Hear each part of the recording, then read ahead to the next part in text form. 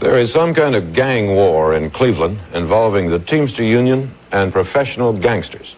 The figures over recent months show that for those involved, life expectancy is very short and getting shorter. Here's Brian Ross in Cleveland. 61-year-old John Nardi was an important Ohio Teamster officer and considered by federal investigators to be the leader of organized crime in Cleveland. Today, Nardi was killed after a bomb went off in his car as he attempted to start it. The car was parked in a lot next to Teamster headquarters in Cleveland. Federal authorities say Nardi's murder is part of a continuing gang war here over control of organized crime rackets. Nardi is the fourth major organized crime figure to be killed in Cleveland in the last year. Federal authorities say there are similar struggles now underway among mob families in Philadelphia, New Orleans, Chicago, and New York. Investigators expect there will be more killings in those cities and here in a violent realignment of who controls organized crime activities in this country. Brian Ross, NBC News, Cleveland. Tonight's segment 3, The Cleveland Mob, in which our star crime reporter Brian Ross traces the history of organized crime in Cleveland from a time when it was untouchable to the present day when it has been touched and touched meaningfully. This is a scene from the television series The Untouchables. The Untouchables, starring Robert Stack as Elliot Ness. For years, a popular show about the legend of Elliot Ness, a federal agent who fought Chicago gangsters in the 1930s. Who was driving? This was Elliot Ness in real life. And what's missing from the legend is what happened after Chicago, in Cleveland, when Ness was brought in to fight Cleveland gangsters. In Cleveland, Ness found he was up against less flamboyant, more sophisticated mobsters, different from Chicago's.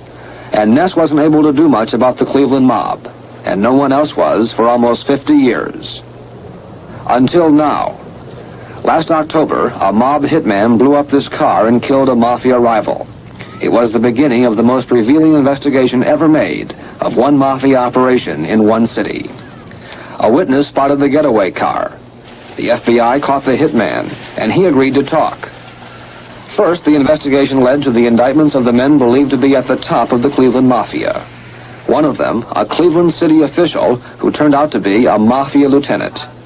He is now a fugitive on the FBI's 10 most wanted list. Then the investigation led the FBI to a Mafia spy in its own Cleveland office, a file clerk who supplied Mafia bosses in Cleveland with confidential reports. And now the investigation has led to this man, James the Weasel Fradiano, the highest-ranking Mafia figure ever to agree to become a witness for the government. Fradiano is from Cleveland, but years ago moved to California, where he became the acting Mafia boss. We have as our first witness today, Joseph Valachi. Investigators say that not since a Senate Rackets Committee heard from Mafia soldier Joe Valachi in 1960 has there been a Mafia witness as important as Fradiano, the Weasel. Lieutenant Andrew Vandew of the Cleveland Police Department. Well, I'm sure that he can tell us who the members of some of these syndicates are, what influence or authority they have. I'm sure that he can give us names of public officials who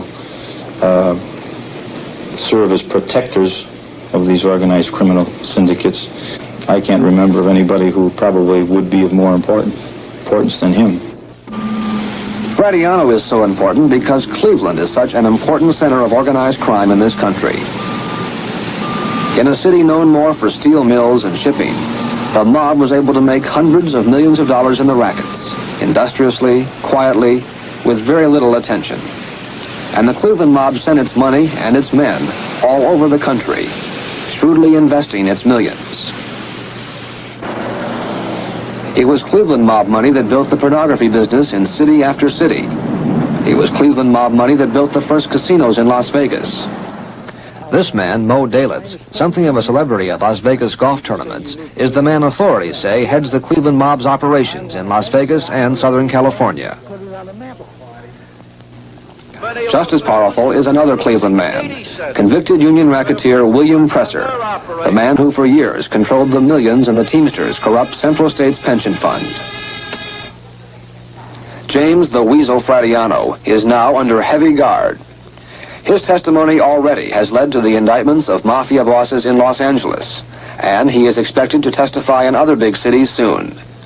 But what he knows best are the people who gave him his start in organized crime, the Cleveland mob. Several of this country's most important organized crime figures grew up in Cleveland, at the same time, in the same neighborhood on the east side. Among them, James the Weasel Fradiano. And because of Fradiano, what began as an investigation of another mob killing has become a case study of how mobsters in one city, Cleveland, got rich, very rich, and used their money and power in places throughout the United States. Brian Ross, NBC News, Cleveland.